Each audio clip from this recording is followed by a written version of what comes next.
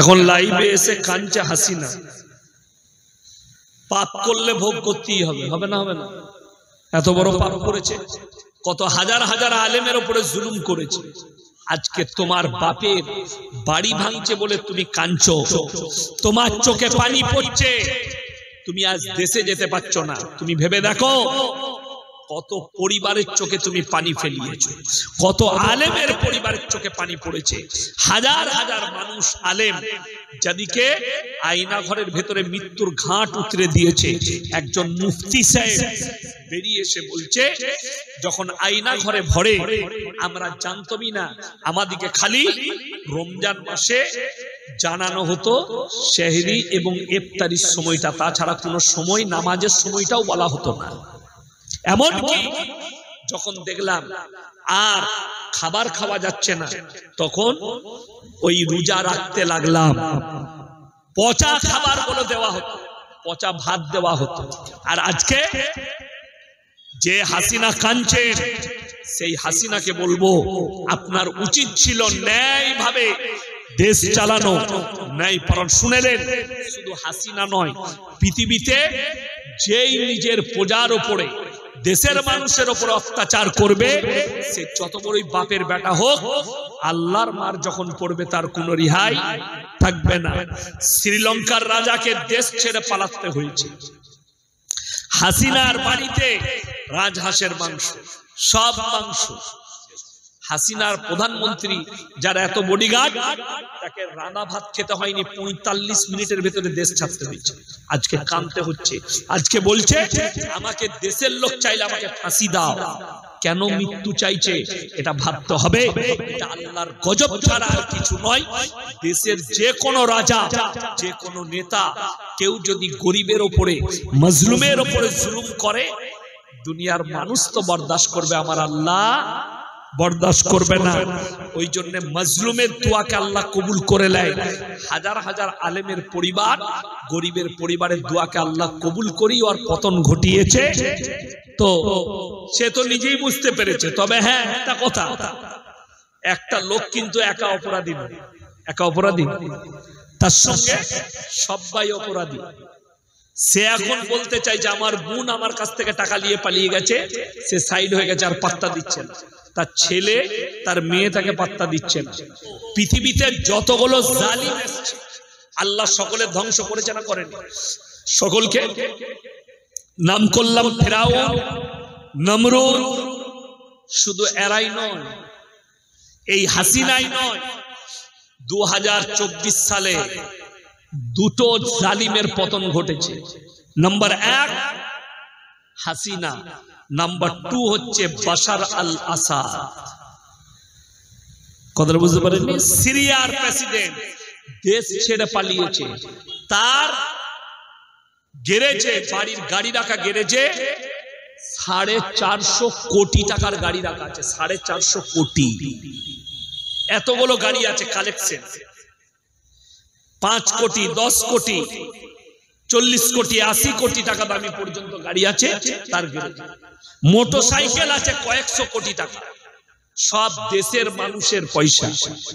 যে মসজিদে, দামাস্কের মসজিদ 27 বছর আজান নামাজ হতে দেয় বাশার আল আসাদ সরকার, যে মসজিদে ইমাম মেহেদী ইমামতি করবেন কিয়ামতের পূর্বে, যে দামাস্কের মসজিদে আসরের নামাজে দাজ্জালের সঙ্গে যুদ্ধ করার জন্য ঈসা মাসিহকে আল্লাহ তাআলা ঈসা নবীকে নামাবেন। জোরে বলুন সুবহানাল্লাহ। আপনাদের হাসখালির লোকের মনে মনে হবে কিয়ামতের ময়দানটা হুজুর কোথায় হবে? হাসখালিতে নয়, কৃষ্ণনগরে নয়, ইন্ডিয়াতে নয়, পাকিস্তান বাংলাদেশে নয়, পৃথিবীর কিয়ামতের ময়দান হবে ফিলিস্তিনের ময়দানটা। ওটাই হবে কিয়ামতের ময়দান, যেখানে আল আকসা মসজিদ আছে। দাজ্জালের আবির্ভাব ঘটবে। দাজ্জালের গতি কত হবে জানেন? দাজ্জাল 40 দিনের ভেতরে গোটা দুনিয়াটা চক্কর মারবে। কতদিন বললাম? 40 দিনের ভেতরে গোটা দুনিয়া চক্কর মেরে দেবে, এবং এমন ভাবে চক্কর মারবে তার হাতেতে থাকবে জান্নাত, মানে তাকে যে মেনে নিবে তাকে ऐशो আরামে রাখবে।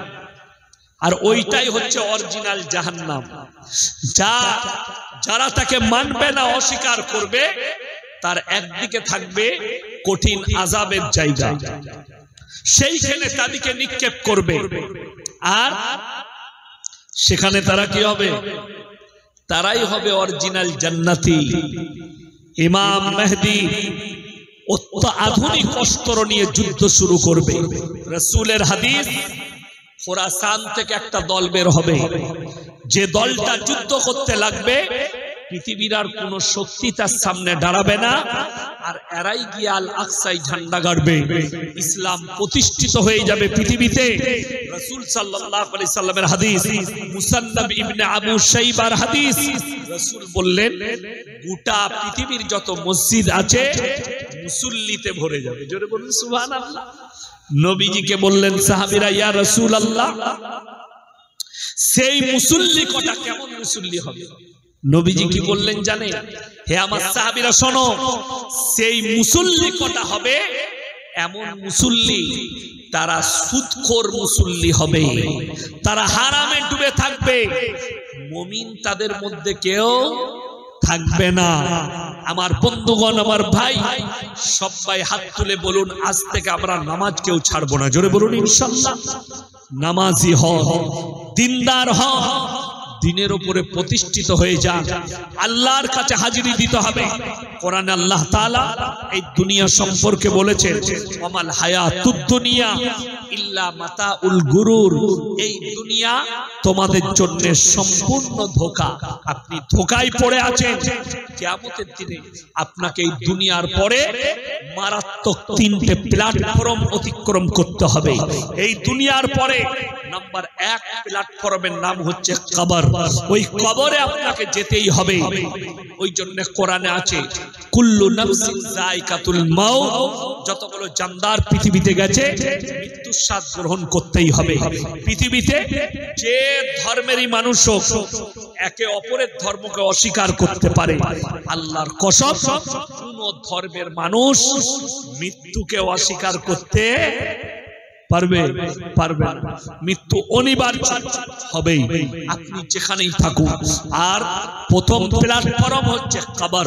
এই কবরের পরে দ্বিতীয় প্ল্যাটফর্মের নাম হচ্ছে কিয়ামতের ময়দান, যেখানে আল্লাহ হিসেব করবেন। অনেকের মনে মনে হবে, আল্লাহ এতগুলো মানুষের হিসেব কিভাবে করবেন? আমার মায়ের, আমার ভাইয়েরা, শুনেলেন আল্লাহর কাছে এত সহজ। আল্লাহ তাআলা কোরআনে বলেছেন, কিরামান কাতিবিনা ইয়ালামুনা মা তাফআলুন, আমি প্রত্যেকটা নারী পুরুষের কাছে 2 জন করে ফেরেশতা নিযুক্ত করেছি। কাতিব মানে হচ্ছে যারা টাইপ করে করে লেখে। ওই যে লিখেছে, এটাকে আমরা আর্ট বলি, সুন্দরভাবে লেখে। আরবিতে কাতিব বলা হয়। কাতিব, আমি 2 জন ফেরেশতা নিযুক্ত করেছি, যারা তোমাদের পাপ এবং পুণ্যগুলো টাইপ করে করে লিখে রাখবে। আল্লাহ তাআলা কোরআনে অপর জায়গায় বললেন, আমি আল্লাহ রাব্বুল আলামিন কিয়ামতের ময়দানে, কিয়ামতের দিনে আমি হিসাব কিভাবে নেব? কোরআন বলেছে, ইকরা কিতাবা কাফা বিনাফসিকা আল-ইয়াওমা আলাইকা হাসিবা মান ইহতাদা ফাইন্নামা ইয়াহতাদি লিনাফসি ওয়া মান দাল্লা ফাইন্নামা ইয়াদিল্লু আলাইহা ওয়া লা তাজিরু ওয়াজিরাতুন বিজরা উখরা ওয়া মা কুন্না মুআযযিবিনা হাত্তা নাবআসা রাসূলা। হে আমার নবী, বলে দাও, কিয়ামতের দিনে নারী পুরুষের হাতে তাদের আমলনামা ধরিয়ে দেব। তারা খালি কি করবে? নিজের মুখে পড়ে শোনাও, তুমি কোন জায়গায়, কত সেকেন্ডে, কত মিনিটে, স্থান সব লেখা থাকবে। তুমি নিজের হিসেব নিজের মুখে দেবে। দেখুন, আজকে এই জলসা করেছেন, আগামীতে যদি জলসা করে আমাকে দাওয়াত দেন আর না দেন, অনুরোধ করে কমিটির ছেলেকে বলছি, একটা দোকানও বসতে দিবেন না চায়ের দোকান ছাড়া। ইসলামে মেলা হারাম। নারী পুরুষের জন্য একটা বড় চ্যাপ্টার আনা হয়েছে নারীদের জন্য।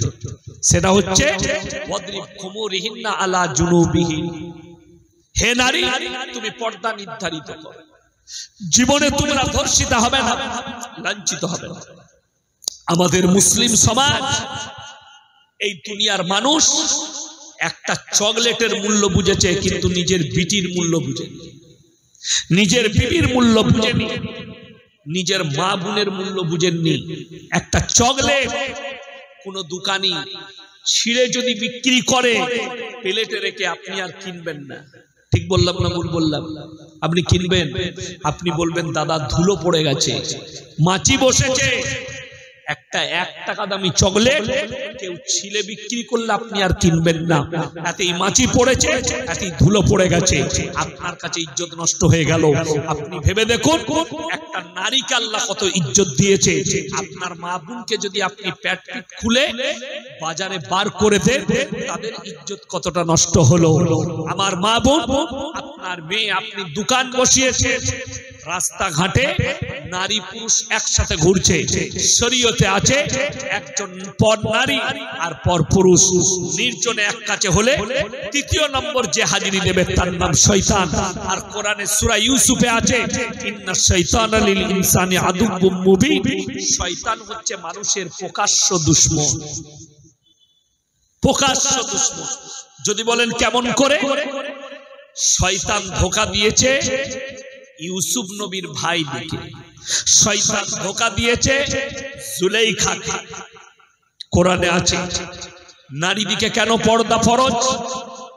যেদিন থেকে পর্দা ফরজ হয়েছে সেই দিন থেকে সাহাবী এবং নবীর কোন বিবি পায়ের নখটা পর্যন্ত হুজরাখানা থেকে সালাম কাম করুন। হে আমার যুবক যুবতী শোনো, আপনাদিকে বলে যায় আমার ভাই দিকে, বন্ধুত্বটা চায়ের দোকানে শেষ করুন, বন্ধুত্ব খেলার মাঠে শেষ করুন, বন্ধুত্ব ক্লাবে শেষ করুন, বন্ধুত্ব মাদ্রাসা মসজিদে শেষ করুন। বন্ধুত্ব যদি তোমার বিছানায় যায়, তোমার বিবি পরকীয়ায় লিপ্ত হবে। ইয়াসিন সাহেবকে আপনি ভালোবাসতে পারেন, তা বলে এটা নয় ইয়াসিন সাহেবকে নিয়ে গিয়ে তোমার বইয়ের কাছে বস করিয়ে দিবে, ভাবি হয় গল্প করো। হারাম, হারাম। তখনই তোমার বিবি পরকীয়ায় লিপ্ত হবে, আপনি জানেনই না। যদি জানতেন, আপনার দরজায় লেখা থাকতো পর পুরুষের বিনা অনুমতিতে পর পুরুষের প্রবেশ নিষেধ। এটা প্রত্যেকটা মুসলমানের দরজায় লেখা দরকার। আপনি আমাকে দাওয়াত দিয়েছেন, আমাকে ভালোবাসতে পারে, কিন্তু আপনি যখন আমার কাছে যাবেন দেখা করতে, আপনার দরজা আমার মাদ্রাসার অফিসেই শেষ হয়ে যাবে। আপনাকে আমার বাড়ির ভেতরে প্রবেশ তো দূরের কথা, দরজাটা দেখাতে দেব কেন? আমার বাড়ির পর্দার খিলাফি হবে। আপনি ভেবে দেখেছেন? হুজুরকে নিয়ে এসে নিজের মা বোনের সঙ্গে বস করে দিচ্ছেন গল্প করতে, অথচ হুজুর তোমাকে দরজায় পা দিতে দিবেন, তার অফিসটাই লাস্ট। ঠিক বললাম না ভুল বললাম? তো যদি হুজুর যদি লাস্ট হয়, তাহলে হুজুরের পাটাও আপনার অফিসই শেষ হবে, মেহমান খানায়, বিবির কাছে যাবে না। আমি বিশ্বাস করতেও না। 23শে জানুয়ারি বাংলাদেশে জলসা ছিল, আমি যেতে পারিনি কোন কারণে। জলসার দাওয়াত নিয়েছিলাম আপনার শীতলকুচির কাছে, শীতলকুচিতে। তো একটা বাড়িতে সারা দিন ছিলাম, তার আগের দিনে জলসা করে বেরিয়ে গেছে। সকাল থেকে ছিলাম তার বাড়িতে, সকাল থেকে। বিশ্বাস করুন, আল্লাহ সাক্ষী আছে, আমার ড্রাইভার সাক্ষী আছে, আমার সঙ্গে আরো একটা ড্রাইভার গিয়েছিল, 3 জন 4 জন ছিলাম আমরা। তো একটা বাড়িতে তার মেয়ে আছে, তার স্ত্রী আছে। তার পরের দিন সকাল পর্যন্ত ছিলাম। তো আল্লাহ সাক্ষী, আমি কাদের পায়ের আওয়াজ পাই, পায়ের আওয়াজটাও পাইনি। বিশ্বাস করুন, এত ভদ্রতা, এত পর্দা, এইটা হচ্ছে ইসলাম। আর আপনি আপনার পরিবারকে কি দিলেন? আপনি যদি আপনার পরিবারকে পর্দা না শিখাতে পারেন, দাওয়াত না দেন, কিয়ামতের দিন আপনার স্ত্রী একা অপরাধী নয়, আপনি অপরাধী।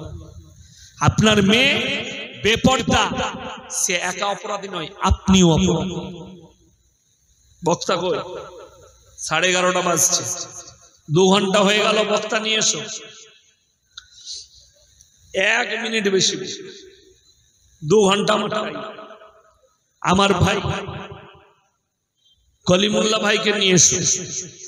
আমার ভাই বন্ধুগণ বলে যাই আপনাদিকে, অনুরোধ করে বলছি আপনাদিকে, পর্দাটাকে বুঝেন। মারাত্মক অপরাধী হবেন আল্লাহর কাছে নিজের স্ত্রীকে যদি পর্দা না করে। ইসলাম এত সুন্দর, এত পরিষ্কার পরিচ্ছন্ন, উদারতায় পরিপূর্ণ ইসলাম। ইসলামে বাড়াবাড়ি নেই, মারামারি নেই, কাটাকাটি নেই, ঝামেলা ঝঞ্ঝট নেই। আপনাদিকে অনুরোধ করে বলে যাচ্ছি, নিজের সন্তানের আকীদাকে ঠিক করুন, তাদেরকে পর্দায় নিয়ে আসুন। আপনার মেয়েকে পর্দা শিখান, আপনার বাচ্চাকে। ইসলাম ইজ দ্য সেফটি। ইসলাম হচ্ছে সেফটি। 7 বছর বয়স হলে আপনার সন্তানকে নামাজে তাকিদ দেন, হাতটা ধরে নিয়ে এসে মসজিদে দাঁড় করিয়ে দেন পেছনের কাতারে। অবাক লাগে কি জানি? মায়েরা শুনবেন, বাবারা শুনবেন। ছেলের বয়স 12 পেরিয়ে গেল, 20-তে চলে গেল। ছেলে যদি একদিন স্কুল কামাই করে, মা মারে, মারে না? মারে না? ছেলে টিউশন কামাই করেছে, ছেলে মেয়ে, মা মারে। মা বলে পয়সা দিয়েছে তোর বাবা, কেন কামাই করবে? কিন্তু বিশ্বাস করুন, সেই সন্তান দিনের পর দিন, বছরের পর বছর নামাজ পড়ে না। মা কোনোদিন বলে না কেন নামাজ পড়িস না। আপনি বলুন, যদি কারো সন্তানকে চোখের সামনে আগুনে নিক্ষেপ করা হয়, সে বরদাস্ত করতে পারবে? আপনি বরদাস্ত করতে পারবেন না যে আপনার সন্তান আগুনে নিক্ষেপিত হবে? আপনার বরদাস্ত আসবে না। কিন্তু দুঃখ কোথায় জানেন? বেদনা কিয়ামতের দিনে আপনার সন্তান আপনার চোখের সামনে জাহান্নামে যাবে, আপনি চুপ করে দাঁড়িয়ে দেখবেন। বদদিনীর কারণে কোন মৌলবি আজ পর্যন্ত বয়ান করেনি যে তোমার ছেলেকে মৌলবি হতে হবে, হাফেজ হতে হবে, কারি হতেই হবে, হাফেজ হতেই হবে, মৌলবি হতেই হবে। এই বয়ান পৃথিবীর কোন মৌলবি করেনি, আর করতেও পারবে না, এটা মাথায় রাখবেন।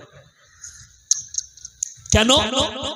আপনারা শুনেলেন আপনার ছেলে ডাক্তার হোক, মাস্টার হোক, প্রফেসর হোক, ইঞ্জিনিয়ার হোক, যে কোনো পদের হোক, যে কোনো পদ পাক, অসুবিধা নেই।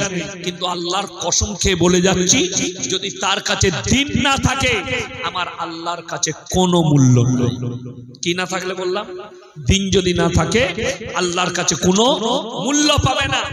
দিন জরুরি, দিন অবশ্যই থাকতেই হবে আপনাকে। দিনের উপরে প্রতিষ্ঠিত হতেই হবে। নেতা হোক, মন্ত্রী হোক, এমএলএ হোক, ডাক্তার হোক, প্রফেসর হোক, ইঞ্জিনিয়ার হোক। আর যদি নাস্তিক হয়, আল্লাহর কসম করে বলছি, আমার আল্লাহর কাছে কোনো মূল্য নাই। ছেলে 7 বছর বয়স হলে হাতের ডানাটা ধরুন, মসজিদে জুম্মার দিনে পেছনের কাতারে দাঁড় করিয়ে দেন। রমজান মাস আসছে, ছেলে রোজা রাখতে পারুক আর না পারুক, 7 বছর বয়স হয়েছে, ভোরের বেলায় উঠিয়ে কমপক্ষে সেহরিটা খাওয়া। এই বছর একটু ছোট দিন আছে, আছে না? ছোট দিন আমি দেখছিলাম 8.5 ঘন্টা না 9.5 ঘন্টা হচ্ছে। তো যদি সহজ হয়, আপনার সন্তানকে দেন, সেহরি খাওয়া যদি রাখতে পারে ভালো, কিন্তু অভ্যাসটা তো দাঁড়াবে। কথাটা বুঝতে পারেন? নামাজ, আপনি 5 ওয়াক্তের নামাজ, আপনি সুন্নত গুলো বাড়িতে পড়ুন। ফজরে বিবিকে উঠান, উজুর পানিটা দাও, বিবি নামাজ পড়ে না, শুনেলেন, উজুর পানিটা দাও, উজু করলেন, একবার মুসল্লাটা দাও, সুন্নতটা পড়েলি। বাড়িতে সুন্নত পড়ো, বিবির উপরে আসর করবে। মসজিদে এশার নামাজ পড়লেন, ফরজ নামাজ 4 রাকাত, বেরিয়ে চলে আসুন জুতো পরে। বাড়িতে এসে বিবিকে বললেন, সন্তানকে বললেন, বাবা ওই ঘরে মুসল্লাটা বিছো, আমি সুন্নত গুলো বেতের গুলো পড়বো। আপনি বাড়িতে পড়ুন, ছেলের ওপরে বিবির ওপরে আসর পড়বে, আসর পড়তেই হবে। সঙ্গ দোষে লোহা ভাসে। সন্তান যদি ভালো মানুষের কাছে উঠা বসা করে, ভালো।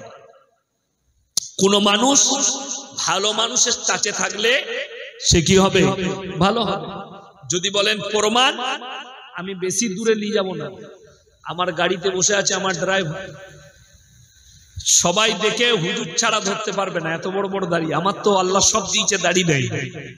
কথা বলতে পারেন? অনেকজন ফেসবুকে বলে এই হুজুরের বয়ান শোনা যাবে না, দাড়ি নাই। আমি কি করব? দাড়ি হয়নি তো। তোর কাছে ওষুধ থাকলে দে, মাল লাগালে বেরিয়ে গেলে ভালো হবে। আমি কি করব? এ তো মূর্খর কথা। আকৃতি আল্লাহ দান করে। এইসব মানুষের দাড়ি দেখে আমার কষ্ট হয়। কত সুন্দর দাড়ি দেখে, এই হুজুরের দাড়ি দেখে, কিন্তু আল্লাহ আমাকে দাড়ি দেয়নি। আমার আব্বার চাপ দাড়ি, আমার দাড়ি আল্লাহ দেয়নি, আকৃতি আল্লাহ দেওয়া। কিন্তু বড় কষ্ট লাগে।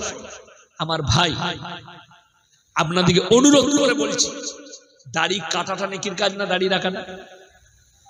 দাড়ি রাখাটা নেকির কাজ, দাড়ি কাটাটা গুনার কাজ। আপনি সরকারকে গাল দিয়ে কি করবেন? 100টার মধ্যে 80টা মুসলমান সেলুনে বসে নিজের দাড়িগুলো চেঁচে ফেরিয়ে দিচ্ছে। ঠিক বললাম? তাহলে আপনি কাকে দোষ দিবেন? আপনি তো নিজেই অপরাধ। এখন এমন একটা সমস্যা দাঁড়িয়ে গেছে, আমাদের যুবকরা, কোন যুবক যদি 5 ওয়াক্তের নামাজি হয়, মুখেতে দাড়ি রাখে, একটু যদি পরেশগার হয়, তার বিয়ে হওয়া মুশকিল আছে। ঠিক বললাম না? বললাম। সে মেয়ে দেখতে গেলে যদি মেয়েকে বলে ছেলে 5 ওয়াক্তের নামাজি, খুব পরেশগার, তোমাকে না বিয়ের পরে বোরকা পরতে হবে আর নামাজ পড়তে হবে, ও বলবো ওকে বিয়ে করবো।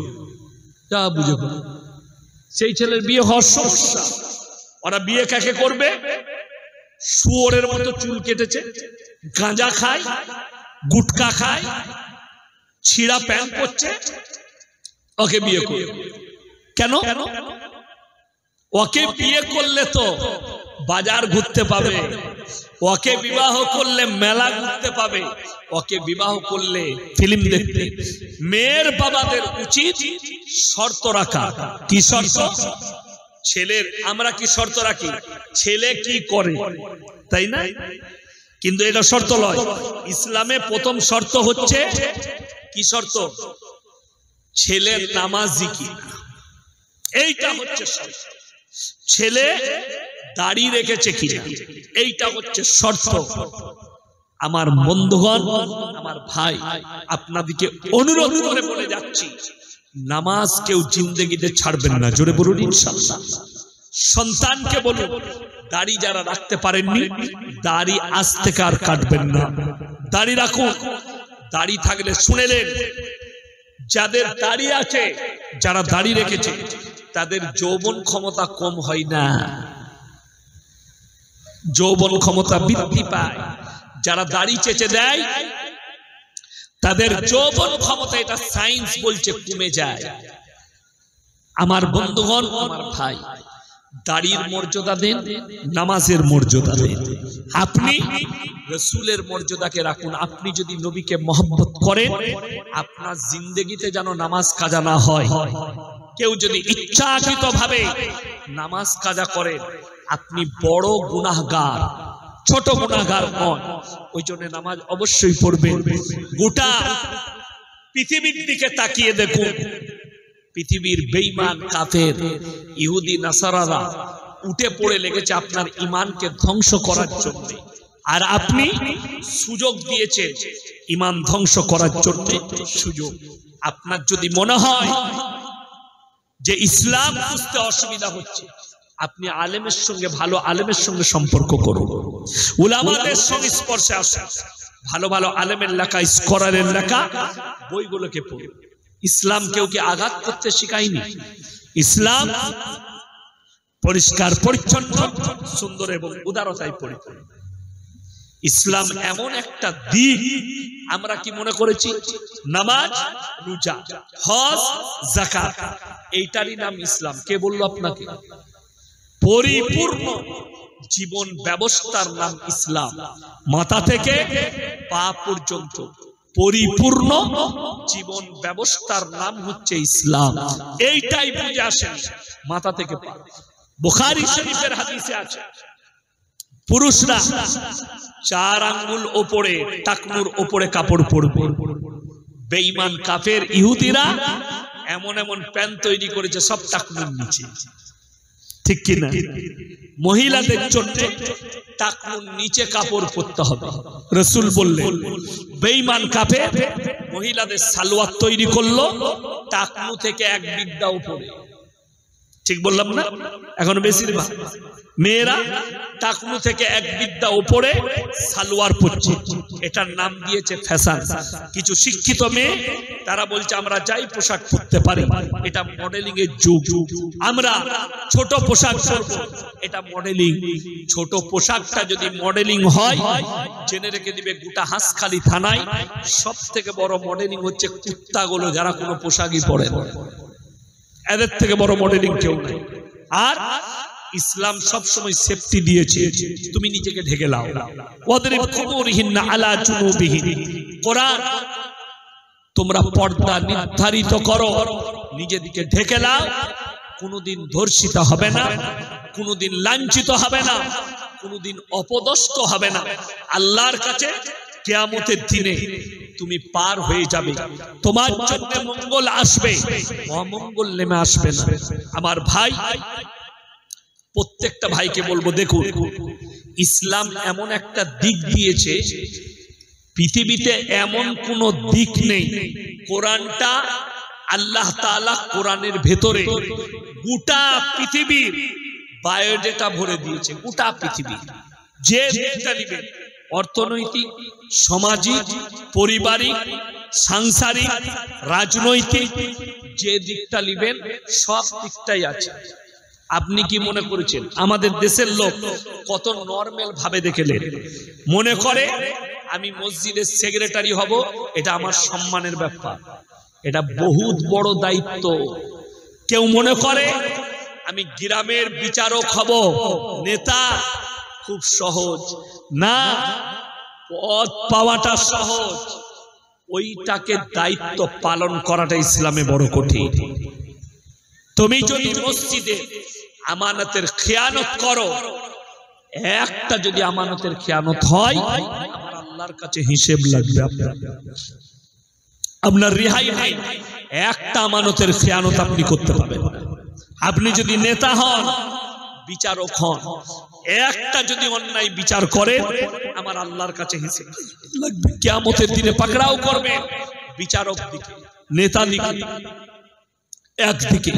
ওই জন্য হযরত উমর ফারুক রাদিয়াল্লাহু তাআলা এমন একজন নেতা ছিলেন, তিনি যখন আরবের গভর্নর হন তখন পৃথিবীতে একটা চর্চা উঠেছিল যে আমাদের দেশে এই গতকালকে দিল্লিতে হেরে গেল দিল্লির মুখ্যমন্ত্রী অরবিন্দ কেজরিওয়াল, পার্লামেন্টে দাঁড়িয়ে বলেছিলেন ভারতের যত নেতা মন্ত্রী আছে এরা যদি হযরতে উমরের মতো জীবন যাপন করে ভারতে একটা গরিব আর গরিব থাকবে না। জোরে বলুন সুবহানাল্লাহ। কেন জানেন? হযরতে উমর যেদিনে আমিরুল মুমিনিন হলেন, গোটা আরবের গভর্নর হলেন, তিনি সকাল বেলায় উঠে ব্যবসার মালগুলো নিয়ে বেরিয়ে যাচ্ছেন ব্যবসা করার। তো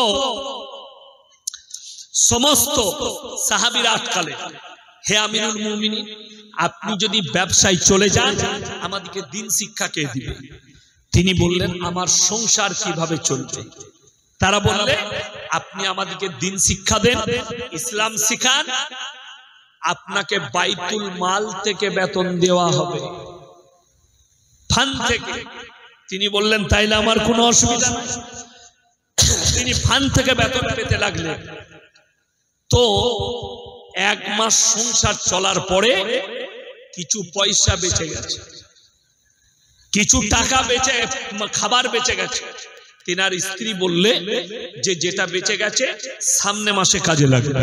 হযরতে উমর ধমক দিলেন, এই মাল আমার নয়, এই মালটা বেশি চলে এসছে আমার কাছে, এটা বাইতুল মালে ফেরত দিতে হবে। তিনি নিয়ে গিয়ে ফেরত দিলেন। জোরে বলুন সুবহানাল্লাহ। মিশরের গভর্নর আরবের মাটিতে সফর করলেন আর হযরতে উমরের সঙ্গে দেখা করে বললে, হে উমর, গোটা পৃথিবীতে তোমার রাজত্বের চর্চা, তুমি কেমন করে দেশ চালাও। হযরতে ওমর বললেন, এটা জানার জন্য আমার বাড়িতে একবেলা দাওয়াত খেতে হবে। আজকে দুপুরে দাওয়াত খাও।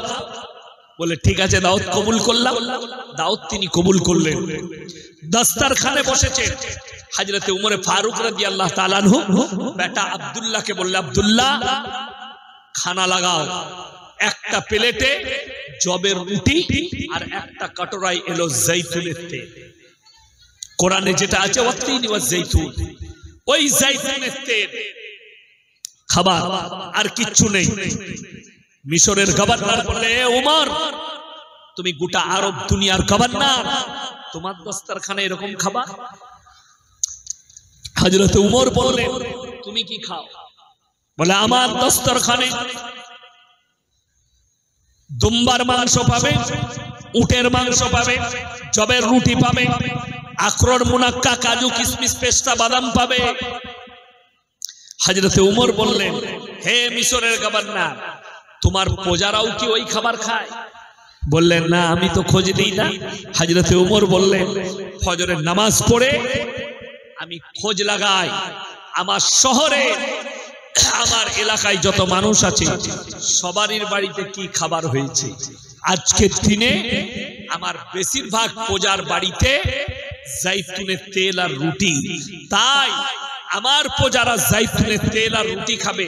আমি উমর কি করে ভালো মন্দ খেয়ে আল্লাহকে জবাব দেবো? জোরে বলুন সুবহানাল্লাহ। কিয়ামতের আলামত একটা শুনেলেন, সেই মারাত্মক আলামত।